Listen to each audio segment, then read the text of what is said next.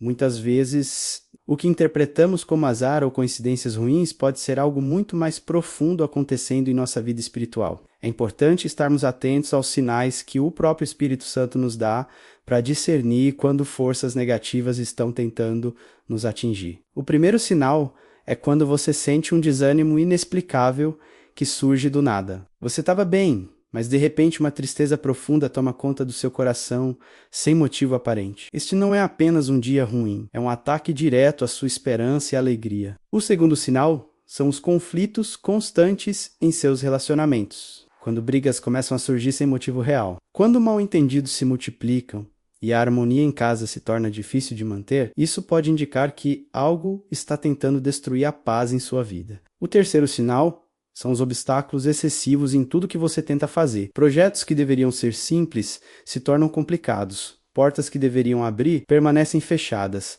E você sente como se estivesse nadando contra a corrente em todas as áreas da vida. O quarto sinal é a perda da motivação para buscar a Deus. Quando a oração se torna pesada, quando você não sente vontade de ler a Bíblia, quando ir à igreja parece um fardo, este é um dos maiores indicadores de que forças espirituais estão tentando afastá-lo da presença de Deus. O quinto e último sinal são os pensamentos negativos constantes e invasivos. Quando sua mente é bombardeada com pensamentos de fracasso, medo, dúvida e desespero que parecem vir de fora para dentro, isso não é apenas negatividade. São dardos inflamados do maligno tentando destruir sua fé. Reconhecer esses sinais é o primeiro passo para a vitória. Quando identificamos o que está acontecendo, podemos reagir com oração, jejum e autoridade que temos em Cristo Jesus. Lembre-se, você não está sozinho nessa batalha. O mesmo Deus que ressuscitou Jesus dos mortos vive em você e nenhuma força das trevas pode prevalecer contra o poder do Altíssimo, explicando cada peça da armadura espiritual em Efésios. O apóstolo Paulo nos ensina sobre uma proteção espiritual completa que Deus nos oferece. Esta não é uma metáfora vazia, mas uma realidade espiritual poderosa que todo cristão deve conhecer e utilizar diariamente. O cinto da verdade é a primeira peça dessa armadura. Assim como o cinto sustenta todas as outras partes da armadura de um soldado, a verdade de Deus sustenta toda a nossa vida espiritual. Quando conhecemos a palavra de Deus e vivemos em honestidade e transparência, criamos uma base sólida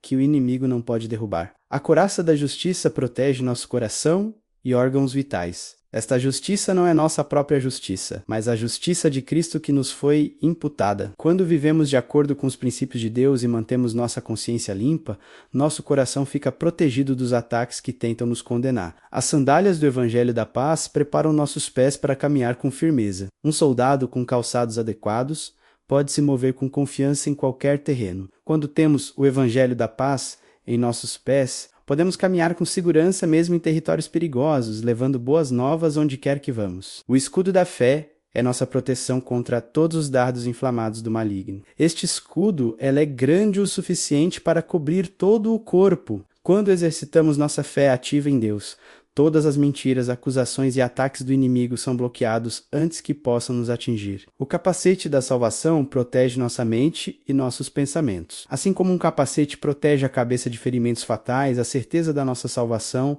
protege nossa mente das dúvidas e do desespero que o inimigo tenta plantar. A espada do Espírito, que é a palavra de Deus, é nossa única arma ofensiva. Todas as outras peças são defensivas, mas a espada nos permite contra-atacar. Quando conhecemos e declaramos a palavra de Deus, não apenas nos defendemos, mas também avançamos contra as fortalezas do inimigo. Revestir-se dessa armadura não é um ritual mágico, mas um ato de fé consciente e diário. Cada manhã, devemos vestir cada peça através da oração e da submissão a Deus. Lembrando que nossa luta não é contra carne e sangue, mas contra principados e potestades nas regiões celestiais. Manhã, tarde, noite e momentos específicos, a oração não deve ser apenas um momento isolado do nosso dia, mas uma respiração constante da alma que nos conecta com Deus em todos os momentos. Assim como nosso corpo precisa respirar continuamente, nossa alma precisa dessa comunhão constante com o Criador. Pela manhã, ao despertar, nossa primeira oração deve ser de gratidão e entrega. Pai, obrigado por mais um dia de vida. Entrego este dia em suas mãos e peço que o Senhor seja glorificado em tudo que eu fizer. Esta oração matinal estabelece o tom espiritual para todo o dia, convidando Deus para ser o centro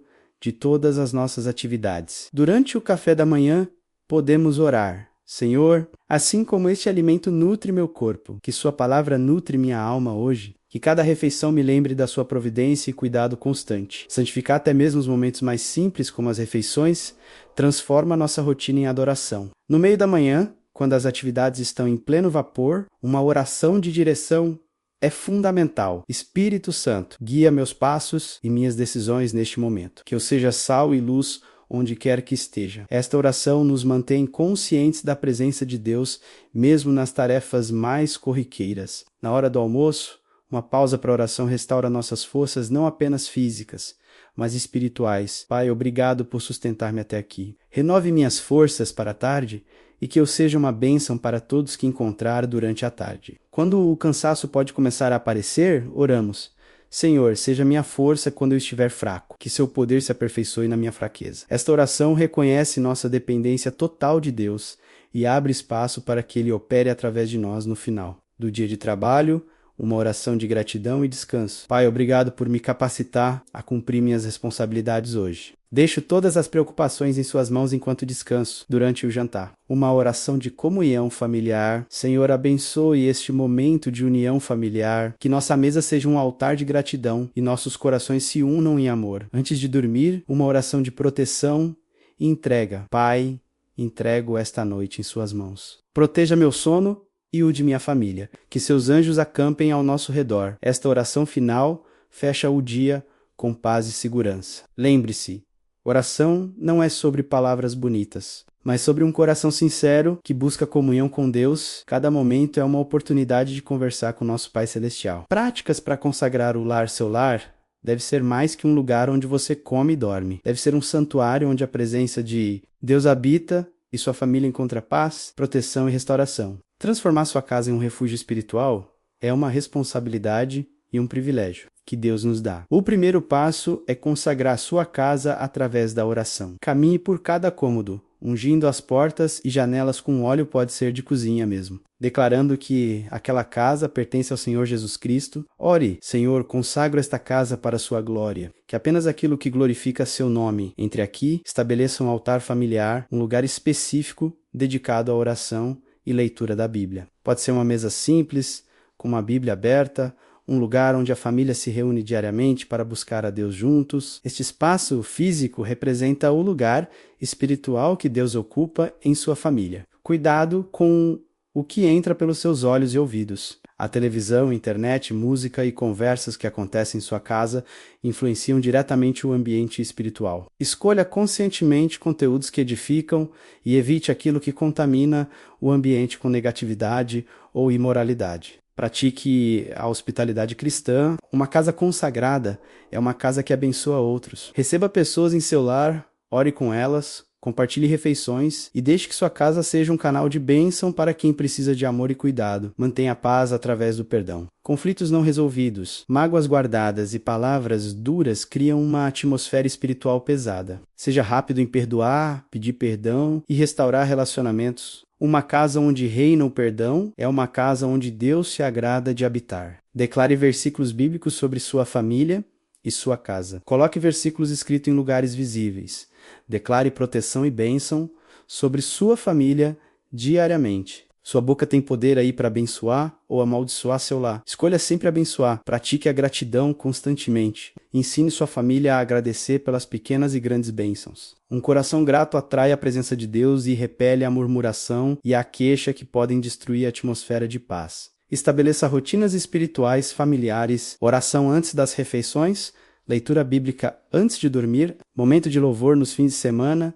Menos estes rituais sagrados criam uma cultura espiritual sólida em sua casa. Seja vigilante em oração. Ore regularmente pela proteção espiritual de sua família, por cada membro individualmente, pelos projetos e sonhos de vocês. Uma casa coberta pela oração é uma fortaleza contra os ataques do inimigo. Lembre-se, sua casa é um reflexo do seu coração. Quando seu coração está em paz com Deus, sua casa se torna naturalmente um refúgio de paz para todos que ali habitam. Passagens específicas com explicações práticas em tempos de medo e ansiedade. A palavra de Deus se torna nossa âncora mais segura. Estes 7 versículos são como remédios divinos que, quando aplicados com fé, trazem cura e paz para corações perturbados. Cada um deles contém uma promessa específica de Deus para nos sustentar. Filipenses, o meu Deus, segundo as suas riquezas, suprirá todas as vossas necessidades em glória por Cristo Jesus. Este versículo é perfeito para momentos de ansiedade financeira. Quando o medo da falta toma conta do coração, lembre-se de que o Deus que criou tudo não permitirá que seus filhos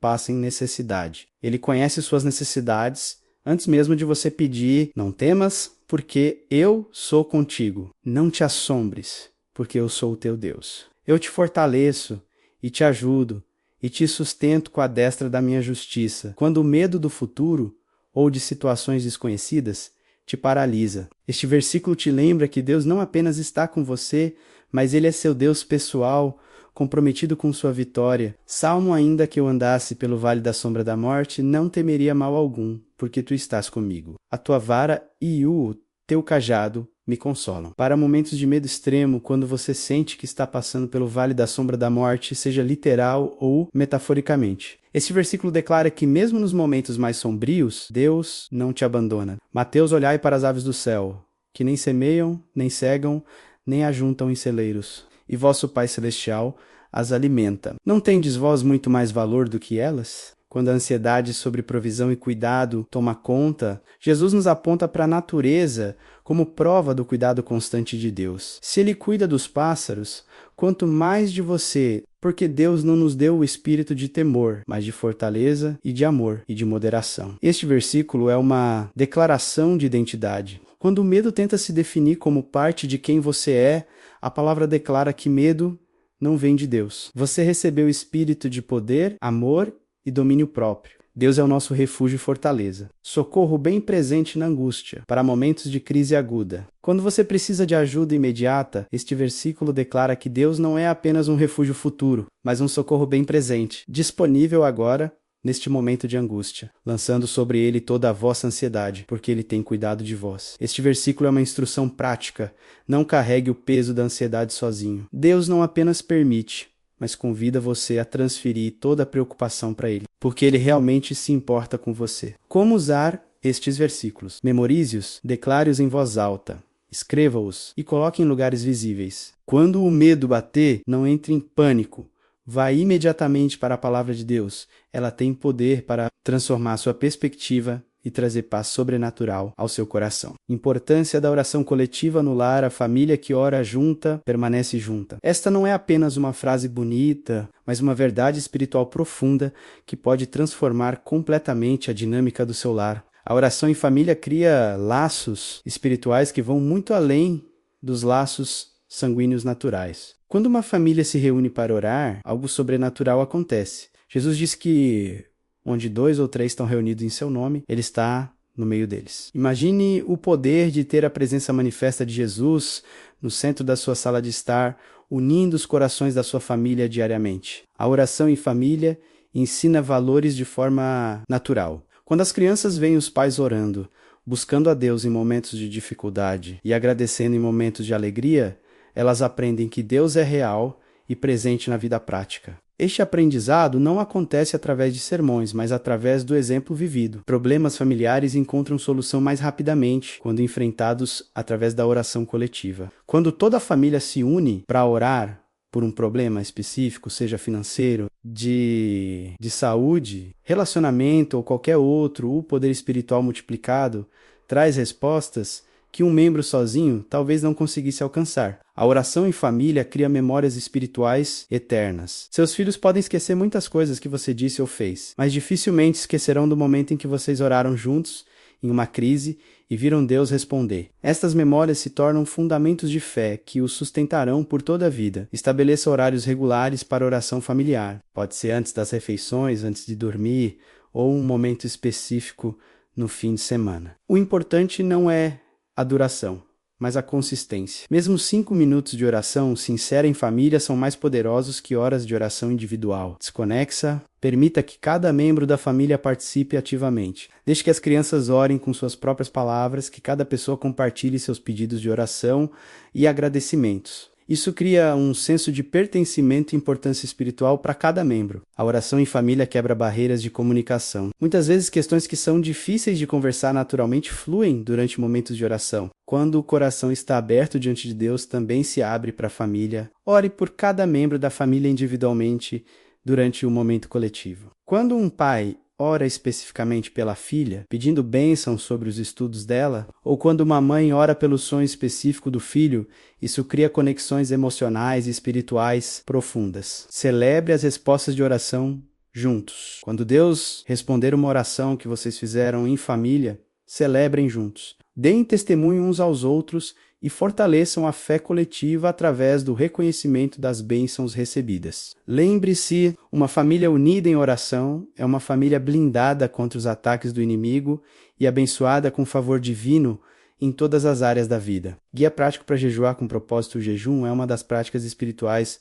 mais poderosas que um cristão pode exercer, mas também uma das mais mal compreendidas. Não é uma forma de manipular Deus ou ganhar pontos espirituais, mas sim uma maneira de humilhar nosso coração, aumentar nossa sensibilidade espiritual e demonstrar nossa dependência total dele. O jejum bíblico sempre tem um propósito específico. Pode ser buscar direção de Deus para uma decisão importante, interceder por uma situação grave, quebrar fortalezas espirituais ou simplesmente expressar arrependimento e buscar purificação. Antes de jejuar, defina claramente qual é seu objetivo. Comece gradualmente se você nunca jejuou antes. Um jejum de uma refeição ou meio-dia é um bom início. Seu corpo precisa se adaptar e sua fé precisa crescer na prática. Não tente começar com jejuns longos sem experiência. Menos isso pode causar desânimo ou problemas de saúde. Durante o jejum, substitua o tempo que gastaria comendo com oração, leitura bíblica e meditação. O jejum não é apenas sobre não comer, mas sobre buscar a Deus de forma mais intensa. Cada vez que sentir fome, transforme isso em uma oração. O jejum de Daniel, apenas vegetais e água,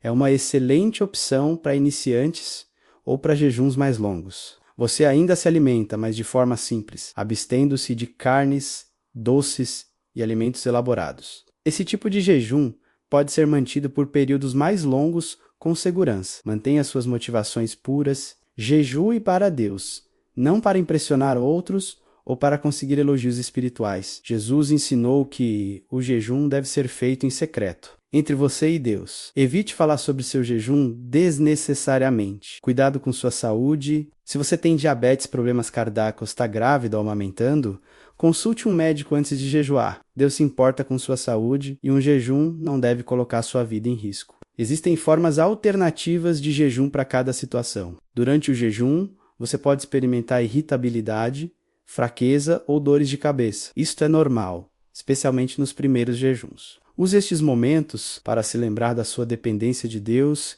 e para orar ainda mais intensamente. Combine jejum com oração específica e leitura bíblica dirigida. Se você está jejuando por uma decisão, leia passagens sobre sabedoria e direção. Se está jejuando por cura, medite em versículos sobre o poder curador de Deus. Deixe que a palavra de Deus alimente sua alma enquanto você jejua fisicamente. O quebrar do jejum deve ser feito com sabedoria. Não se empanturre imediatamente após o jejum. Comece com alimentos leves e gradualmente volte à alimentação normal. Este é também um momento de agradecer a Deus pela força que Ele deu durante o período de jejum. Espere resultados espirituais do jejum. Muitas pessoas relatam maior clareza mental, sensibilidade espiritual aumentada, respostas específicas de oração e uma proximidade maior com Deus após períodos de jejum sincero. Lembre-se, o jejum não é sobre merecer algo de Deus, mas sobre criar espaço espiritual para que Ele opere de forma mais clara em sua vida. É um ato de humildade e dependência que Deus honra com sua presença e poder. Há poder transformador na oração que vai além de qualquer explicação humana. Através dos séculos, milhões de pessoas têm experimentado mudanças sobrenaturais em suas vidas, através da comunhão sincera com Deus. Estes testemunhos não são exceções, mas exemplos do que Deus deseja fazer na vida de todo aquele que se aproxima dele com fé. A história de Maria, uma mãe solteira que estava prestes a perder sua casa por não conseguir pagar a hipoteca, é um exemplo poderoso. Por 3 meses ela orou diariamente, clamando a Deus por uma solução. No último dia, antes do despejo, ela recebeu uma ligação inesperada, oferecendo um emprego que pagava exatamente o que ela precisava para quitar a dívida. Não foi coincidência, menos foi resposta específica de oração. João era um empresário à beira da falência. Sua empresa estava endividada, os funcionários sem receber salário e ele não via saída. Decidiu fazer um jejum de 21 dias, buscando a face de Deus desesperadamente. No 18º dia, recebeu uma proposta inesperada de compra da empresa por um valor 3 vezes maior que suas dívidas. Hoje ele testemunha que Deus transformou sua maior derrota na maior vitória de sua vida. Ana lutava contra a depressão há mais de 10 anos. Havia tentado medicamentos, terapias, mas nada trazia alívio duradouro. Quando começou a participar de um grupo de oração, algo começou a mudar. Através das orações dos irmãos e de sua própria busca por Deus, ela experimentou uma libertação sobrenatural que os médicos não conseguiam explicar. O testemunho de Pedro mostra o poder da oração de intercessão. Seu filho estava envolvido com drogas e havia cortado todo o contato com a família. Por 2 anos, Pedro orou diariamente por seu filho, mesmo sem saber onde ele estava. Um dia, o filho apareceu em casa, completamente transformado, dizendo que havia sentido uma força sobrenatural chamando-o para voltar para casa e para Deus. Carmen enfrentava um casamento destruído. Após 20 anos de casamento, ela e o marido estavam se divorciando em meio a brigas constantes e infidelidade. Em desespero, ela começou a orar não contra o marido, mas por ele. Por 6 meses, orou pela transformação do coração dele. O que aconteceu depois surpreendeu a todos. O marido teve um encontro com Deus, pediu perdão e hoje eles têm um casamento restaurado e mais forte que nunca. A história de Roberto demonstra o poder da oração pela saúde. Diagnosticado com câncer em estado avançado, os médicos disseram que ele tinha apenas 3 meses de vida. Sua igreja se uniu em oração e jejum por sua cura. Após intenso período de oração e tratamento médico, os exames mostraram que o câncer havia desaparecido completamente, deixando os médicos sem explicação científica. Estes testemunhos não são casos isolados, ou sorte, eles revelam um padrão. Quando pessoas comuns se aproximam de um Deus extraordinário através da oração sincera, milagres acontecem. Cada história é única, mas o Deus que responde é o mesmo. O que todos estes testemunhos têm em comum é a persistência na oração. Nenhuma destas pessoas recebeu resposta imediata. Todas passaram por períodos de espera, dúvida e teste de fé, mas escolheram continuar orando mesmo quando não viam resultados visíveis. A sua história de transformação através da oração está sendo escrita agora. Deus não faz acepção de pessoas, o mesmo poder que transformou essas vidas está disponível para você. Comece a orar com fé e expectativa, pois seu testemunho de vitória pode ser o próximo a encorajar outra pessoa. Manter a fé durante tempestades é uma das maiores provas que enfrentamos como cristãos. É fácil confiar em Deus quando tudo está bem, mas a verdadeira fé é testada quando as circunstâncias parecem contradizer as promessas divinas. Nestes momentos, precisamos de estratégias práticas para manter nosso coração firme em Deus. A primeira estratégia é lembre-se das vitórias passadas. Quando Davi enfrentou Golias, ele se lembrou de como Deus o havia livrado do leão e do urso. Faça uma lista das vezes que Deus o livrou, proveu, curou ou abençoou no passado. Nos momentos de dúvida, releia esta lista e lembre-se de que o Deus que te ajudou antes não mudou. Mantenha-se conectado com a palavra de Deus diariamente. Em tempos difíceis, nossa mente pode ser bombardeada com pensamentos negativos e desesperadores. A leitura bíblica diária renova nossa mente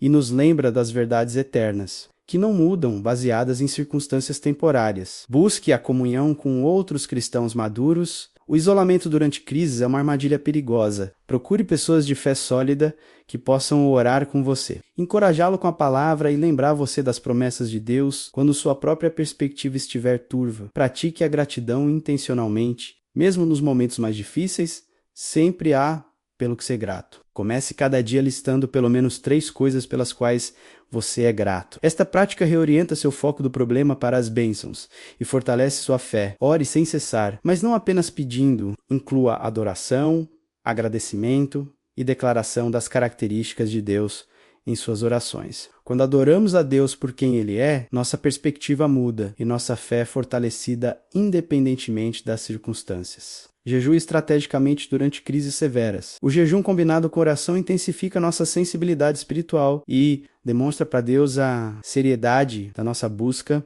Muitas vezes as respostas que precisamos vêm durante períodos de jejum e oração focada. Limite sua exposição a notícias negativas e conversas pessimistas. Em tempos difíceis, nossa alma já está sobrecarregada. Não adicione peso extra consumindo constantemente informações negativas que alimentam o medo e a ansiedade. Sirva outras pessoas mesmo durante sua própria dificuldade. Pode parecer contraditório, mas quando ajudamos outros em suas necessidades, nossa própria perspectiva muda e muitas vezes encontramos força que não sabíamos que tínhamos. Declare versículos bíblicos específicos sobre sua situação em voz alta. Há poder na palavra falada. Quando você declara as promessas de Deus sobre sua vida, você está exercitando fé ativa e mudando a atmosfera espiritual ao seu redor. Lembre-se de que as dificuldades são temporárias, mas Deus é eterno. Esta frase pode parecer clichê, mas é uma verdade profunda. Suas circunstâncias atuais, por mais difíceis que sejam, não são sua realidade final. Deus tem um plano maior que você ainda não pode ver completamente. Busque propósito em meio à dor. Pergunte a Deus o que Ele quer que você aprenda neste período. Como esta experiência pode ajudar outras pessoas no futuro. E de que forma a sua fé pode ser fortalecida através desta provação. A fé em tempos difíceis não é a ausência de dúvida, mas a escolha de confiar em Deus apesar das dúvidas. É normal questionar, é humano sentir medo, mas é sobrenatural escolher crer nas promessas de Deus mesmo quando elas parecem impossíveis.